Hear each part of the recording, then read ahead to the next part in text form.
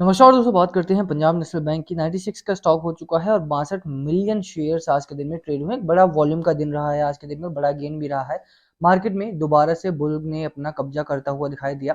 Overall अगर हम बात करें पीएनबी की, तो पीएनबी में कई बड़ी खबरें आई हैं और ऑब्वियस सी बात है कि बीओबी और पीएनबी दो ऐसे बड़े बैंक्स बन के निकल के सामने आ रहे हैं जो इस पीएसयू की रैली को लीड कर रहे हैं, और वो आने वाले दिनों में भी आपको साफ तौर पर देखने को मिलेगा ही कि जो पीएसयू बैंक की रैली होगी या फिर बैंक निफ्टी की जो रैली होगी, उसमें मेनली आपके पीएसयू बैंक से लीड करते हुए देखने को मिलेंगे। चाहे वो बैंक ऑफ बड़ौदा हो, चाहे वो पीएनबी हो, चाहे वो केनरा बैंक हो, चाहे वो छोटे बैंक हो जैसे कि बैंक ऑफ महाराष्ट्र हो गया, जम्मू एंड कश्मीर बैंक हो गया, इन बैंक्स की रैली आपको आने वाले दिनों में देखने को मिलेगी। बट मेनली अगर आप बड़े बैंक्स की बात करें, number second, number third, number fourth की बात करें, तो ये 3-4 बैंक्स ऐसे रहने वाले हैं जो बड़े बैंक्स में, यानी कि एसबीआई को छोड़ दिया जाए तो बैंक निफ्टी की रैली को ये लीड करने वाले हैं आने वाले दिनों में। यही कारण है शायद कि आज के दिन में और पहले भी अगर आपने देखा हो तो एफआईआई ने लगातार पीएनबी में खरीदारी की है, लगातार म्यूचुअल फंड ने खरीदारी की है।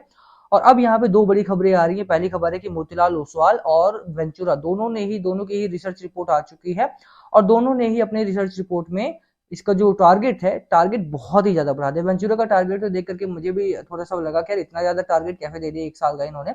बात करेंगे दोनों के ही टारगेट की, कुछ नई पुरानी खबरों के बारे में, साथ में बात करेंगे बाजार की भी। चलिए स्टार्ट करते हैं इस वीडियो को। बट उससे पहले अगर आप चैनल पे नए हो तो प्लीज चैनल को सब्सक्राइब कर दो, हिट दैट बेल आइकन ताकि आपको नोटिफिकेशन मिल सके। चलिए स्टार्ट करते हैं। सबसे पहले बात करेंगे बाजार की। देखिए बाजार में आज का दिन काफी ठीक रहा। ओवरऑल अगर मैं बैंक निफ्टी की बात करूं तो बैंक निफ्टी की रैली आज बरकरार रही, साथ में निफ्टी 50 में भी अच्छी रैली रही। बट निफ्टी 50 के जो आपका एडवांस डिक्लाइन रेशियो था वो थोड़ा सा खराब रहा compare to bank Nifty. But overall अच्छा दिन रहा यहाँ पे, और एक शुरुआत अच्छी हुई, उसके बाद लाइन वेज में ही चलता रहा, साइडवेज का बाजार रहा, कोई बहुत बड़ी मोमेंटम यहाँ पर देखने को नहीं मिला। एफआईए को जितनी खरीदारी करनी थी उतनी खरीदारी हुई, उसके बाद वहां पर कोई बहुत बड़ी बिकवाली डीआईआई की तरफ से भी देखने को नहीं मिली। एक चीज यहाँ पर जो अब खराब थोड़ी सी देखने को मिल रही है वो ये कि डीआईआई का पैसा जो है वो शायद थोड़ा सा खत्म हो चुका है, और जिस दिन भी एफआईआई की खरीदारी बढ़ी हुई आपको देखने को मिलेगी, उस दिन अब एफआईआई की खरीदारी बढ़ी हुई देखने को मिलेगी, उस दिन डीआईआई बिकवाली करते हैं। और यही कारण है कि बाजार बहुत ही मीडियम रेंज से ग्रो कर रहा है, बहुत तेजी से ग्रो नहीं कर रहा। जिस तेजी से गिरावट हुई थी उस तेजी से ग्रो नहीं कर रहा, और ये अच्छी बात भी है। ग्रेजुअल मोमेंटम में ही अगर बाजार रहेगा, कंसोलिडेशन के साथ अगर आगे बढ़ता है तो एक अच्छा सपोर्ट बन के जाएगा। यहाँ पे मैं दो एक चीजें यहाँ पर मैं क्लियर कर देना चाहता हूँ। पहले तो आप चार्ट देखिए, डेली चार्ट है आपका, और ये है आपका वीकली पैटर्न। वीकली पैटर्न से आपको खास तौर पे क्लियर हो जाना चाहिए कि बाजार में अब यहाँ पर हो क्या रहा है।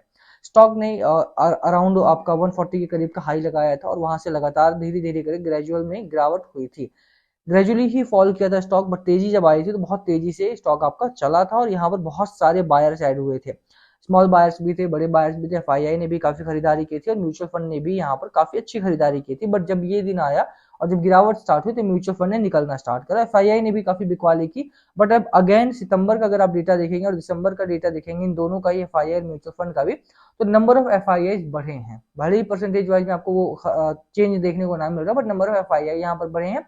और दिसंबर के डेटा से क्लियर हो जाता है कि दोनों ही चीजों में चेंजेस यहाँ पे साफ तौर पर देखने को मिले। पॉजिटिव साइड में दोनों ने अच्छी खासी खरीदारी की है। करना क्या है और कहां पर बात बन रही है, कहां पर बात ये अटक रही है। लोअर एंड पे एक जो सपोर्ट लेवल बना हुआ है आपका, जो करंट सपोर्ट लेवल है, दैट इज अराउंड 90 रुपीज का, 90 टू 88 का ये रेंज बनी हुई है। 88 से 90 रुपए के आसपास का एक अच्छा खासा सपोर्ट लेवल यहाँ पर बना हुआ। जो बड़ा सपोर्ट लेवल है, जो मैंने आपको पहले भी बोला था, जब बाजार में बहुत तेजी से गिरावट हो रही थी और स्टॉक आपका 86 के करीब में आ चुका था, तब भी मैंने बोला था 80 रुपए तक की गिरावट यहाँ पर मेनली हो सकती है। इससे ज्यादा की गिरावट मैं एक्सपेक्ट करके नहीं चल रहा हूँ, और उसके नीचे स्टॉक आया भी नहीं आपका। इस समय पे स्टॉक अगर मैं देखूं तो 100 डे मूविंग एवरेज के आसपास कहीं ना कहीं कामकाज कर रहा है। और अगर मैं डेली पैटर्न पे बात करूं तो 20 डे मूविंग एवरेज के ऊपर आ चुका है, 50 डे के ऊपर निकल चुका है, और 100 डे मूविंग एवरेज के को टारगेट कर रहा है, जो कि 99 रुपीज के आसपास है। तो अगर आने वाले दिनों में, यानी कल के दिन फ्राइडे है आपका, फ्राइडे के दिन बहुत ही, आज देखो एक्सपायरी भी था, और फ्राइडे के दिन अगर मैं बात करूं तो फ्राइडे के दिन क्या होता है क्या नहीं उसके ऊपर डिपेंड करेगा। बट अगर 99 का जो आंकड़ा है या फिर 100 का जो साइकोलॉजिकल मार्क है, अगर उसको क्रॉस करता है तो स्टॉक में शॉर्ट टर्म का जो टारगेट होगा 110 से 114 रुपए के आसपास का शॉर्ट टर्म टारगेट यहाँ पर मिल सकता है। अब जब व्हेन आई एम सेइंग कि भैया ये टारगेट हो सकता है, दैट डजंट मीन कि आपको खरीदारी करके 110 114 टारगेट करके चलना चाहिए। Just for the reference purposes की जब भी आपका 100 डे मूविंग एवरेज या 100 कोई भी साइकोलॉजिकल मार्क क्रॉस करता है तो वो कहाँ तक जा सकता है, तो उसके लिए मैं बता रहा हूँ कि 110 रुपए का जो हाइयर एंड पर रेजिस्टेंस दिख रहा है आपको, यहाँ तक स्टॉक को जा सकता है। रेजिस्टेंस यहाँ पर इस बार 110 के आसपास आपको मिलेगा। अब बात कर लेते हैं डायरेक्टली टारगेट की, वेंचुरा का टारगेट क्या है या मोतीलाल ओसवाल का टारगेट क्या है। चार्ट पैटर्न तो मैंने जैसा बताया आपको चार्ट पैटर्न के हिसाब से अगर 100 रुपीज क्रॉस करेगा तो 110 को 14 आ जाएगा। बट यहाँ पर अगर एक साल का टारगेट में बात करूँ तो मोतीलाल ओसवाल का 1 फरवरी को रिपोर्ट आई थी एंड 1 फरवरी के रिपोर्ट के हिसाब से इनका जो टारगेट है वो 125 रुपीज के आसपास का, यानी कि 30% का अपसाइड है। वहीं पर अगर आप वेंचुरा की बात करें, जो कि रिपोर्ट 20 मार्च की पब्लिश हुई थी, उनका टारगेट 161 रुपए का है, यानी कि 67% का यहाँ पर अपसाइड यहाँ पर अभी भी देखने को मिल रहा है। 67% का अपसाइड इस रेंज में एक साल में आपको देखने को मिल रहा है। अच्छा प्राइस है। मुझे लगता है कि यहाँ पर जब वेंचुरा का जो पूरा का पूरा रिपोर्ट अगर आप जाकर के पढ़ेंगे, आप जाकर के पढ़ना इसे, ये इंपॉर्टेंट रिपोर्ट्स होती हैं, आप जाकर के इसे ट्रेंड लाइन से भी डाउनलोड कर सकते हैं या फिर आप वेंचुरा की वेबसाइट से भी डाउनलोड कर सकते हैं। मनी कंट्रोल की वेबसाइट से भी आपको ये डाउनलोड करने को मिल जाएगी। बट ओवरऑल अगर आप देखेंगे तो म्यूचुअल फंड वगैरह की जिस तरह से हिस्सेदारी यहाँ पर बढ़ी है, जिस तरह से यहाँ पर लग रहा है कि हाँ अभी बाजार में आप देखेंगे यहाँ पे तो म्यूचुअल फंड की भी हिस्सेदारी बढ़ी है और साथ में नंबर ऑफ एफआईआई बढ़े हैं, बट उनके जो परसेंटेज वाइज है उसमें थोड़ा बदलाव कम देखने को मिला है, बट नंबर ऑफ एफआईआई बढ़े हैं। रीजन वही है कि जिस तरह से पिछले 2 क्वार्टर में 3 क्वार्टर में हमने देखा कि बाजार में दूसरे स्टॉक्स में दूसरे सेक्टर्स में जहां पर अर्निंग्स में प्रॉब्लम देखने को मिली, वहीं पर बैंकिंग सेक्टर में खासतौर पर इस तरह के बैंक्स में जो second number, third number, fourth number पे कामकाज कर रहे हैं इन द बैंकिंग लिस्ट, उनमें एक अच्छी रैली थी। चाहे आप रेवेन्यू में बात करो, क्वार्टर ऑन क्वार्टर बात करो, ईयर ऑन ईयर बात करोगे, रेवेन्यू में अच्छी खासी तेजी यहाँ पर देखने को मिली है। वहीं पर अगर आप प्रॉफिटेबिलिटी की भी बात करेंगे तो प्रॉफिटेबिलिटी भी, और खासतौर पे अगर पीएनबी की बात करें, पीएनबी में 100% के आसपास का ईयर ऑन ईयर यहाँ पर चेंजेस देखने को मिल रहा है। यहाँ पर अगर आप देखेंगे तो 2222 करोड़ के आसपास का दिसंबर 2023 का क्वार्टर था और 4508 करोड़ के आसपास का दिसंबर 2024 का क्वार्टर था। तो कहीं ना कहीं 100% के आसपास का चेंज यहाँ पर देखने को मिल रहा है और यही कारण है शायद कि यहाँ पर इतने ज्यादा एफआईआई और म्यूचुअल फंड निकल कर आ रहे हैं, इतने ज्यादा बाइंग यहाँ पर हो रही है। और शायद यही कारण है कि वेंचुरा ने यहाँ पर 161 रुपए के आसपास का टारगेट दिया और मोतीलाल ओसवाल ने भी 125 के आसपास का शॉर्ट टर्म का टारगेट दिया। जैसा मैंने बोला, चार्ट में आपको कुछ चीजों के ऊपर ध्यान रखना है। सबसे पहले तो यही कि 100 रुपीज का साइकोलॉजिकल मार्क है, तो वहां पर आकर के हो सकता है कि एक बार के लिए बिकवाली भी देखने को मिले। और कल फ्राइडे है, फ्राइडे का दिन थोड़ा सा स्लो चलता है, तो उसके ऊपर आपको ध्यान रखना है। एक बड़ी चीज ये है कि मार्केट अभी भी आउट ऑफ द वाटर नहीं है, तो वो थोड़ा सा ध्यान रखना है आपको। ऐसा नहीं है कि एफआईआई या फिर मार्केट का जो पूरा का पूरा ट्रेंड है वो अब आप कह सकते हो कि चेंज हो गया है फॉर द बेटर एंड यहाँ से बुल रन अभी आ चुका है, ऐसा नहीं है। अगर आप लॉन्गर टर्म में जाओगे, यानी कि वीकली पैटर्न पे अगर मैं ला करके इसको देखूं, तो श्योरली यहाँ पर एक बुलिश साइन देखने को मिलता है। यहाँ पर अगर आप लोअर एंड पर बात करेंगे तो यहाँ पर मैगडी जो है वो स्ट्रांगली बुल रन के अंदर एंटर करने की तैयारी कर रहा है।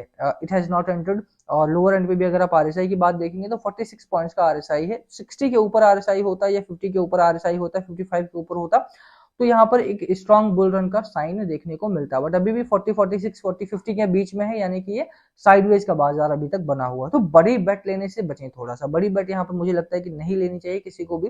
रीजन वही है कि यहाँ पे अभी भी एक सिग्निफिकेंटली बड़ा मूव देने के लिए भी थोड़ा सा समय लगेगा इसमें, क्योंकि मार्केट की दशा और दिशा निर्धारित नहीं है अभी भी यहाँ पर वो समय नहीं आया है कि आप बोल सके कि नहीं नहीं अब तो स्टॉक मार्केट ऊपर ही जाएगा। एफआईआई बीच बीच में बिकवाली करते रहते हैं और बाजार अभी भी काफी नीचे है फ्रॉम इट्स लोवेस्ट पॉइंट, तो थोड़ा सा आपको यहाँ पर वेट करना चाहिए मेरे हिसाब से। बाकी वेट एंड वॉच की रणनीति रखेंगे, बड़ा बैट लेने से बचें। किसी ने पहले से निवेश किया हुआ 110 का प्राइस है, 100 रुपए का प्राइस है उनका, जिसका 120 का प्राइस है, 112 का प्राइस है, तो वहां पे मैं बोलूंगा कि आपका प्राइस बहुत ही जल्द आने वाला है। बचे बने रहें। एवरेज करने की जहां तक बात रही, वो आपकी स्ट्रेटजी होनी चाहिए। फ्रेश बाय करना है वो आपकी स्ट्रेटजी होनी चाहिए। I am not gonna tell you कि बाय कर लो या फिर सेल कर दो या फिर एवरेज कर लो, वो आपको अपने फाइनेंशियल एडवाइजर से बातचीत करके ही करेंगे तो ज्यादा बेहतर रहेगा। बाकी बाजार को लेकर के बस मेरी एक राय है कि अभी तक बाजार में क्लियर डायरेक्शन एस्टैब्लिश नहीं हुई है, तो थोड़ा सा यहाँ पे बड़ी बेट लेने से बचे। B it in PNB, B it in bank of Baroda, B it in HDFC bank, और किसी भी बैंक में अगर आप बड़ी बेट ले रहे हैं या किसी भी सेक्टर में बड़ी बेट ले रहे हैं तो उसके बारे में बहुत ज्यादा जांच पड़ताल करके तभी बड़ी बेट लेंगे तो ज्यादा बेहतर रहेगा। बाकी आपकी क्या स्ट्रेटजी है, वीडियो को मैं ही खत्म करेंगे। बताना कमेंट करके क्या लगता है आपको, क्या मार्केट में बुल रन स्टैब्लिश हो चुका है, अब यहाँ से ऊपर जाएगा बाजार या अभी भी थोड़ा सा साइडवेज का मार्केट बनेगा, जैसा टीवी के गुरुज भी कह रहे हैं यहाँ पे। तो क्या लगता है आपको, बताना कमेंट करके। हम वीडियो को यहीं खत्म करेंगे। पसंद आए तो लाइक करना, चैनल पे नए हो तो सब्सक्राइब किए बिना मत जाना। Thank you for watching and yes again the disclaimer, अगर आपको कहीं बीच में मैंने बाइसाइकिल का जिक्र किया हो तो उसको do not take it as a recommendation and it was purely for the educational purposes and reference purposes। तो उसको उस तरह से ले रहे, किसी भी खरीदने से पहले, बेचने से पहले अपने फाइनेंशियल एडवाइजर से जरूर बातचीत कर ले, वो ज्यादा बेहतर रहेगा आपके लिए। Thank you.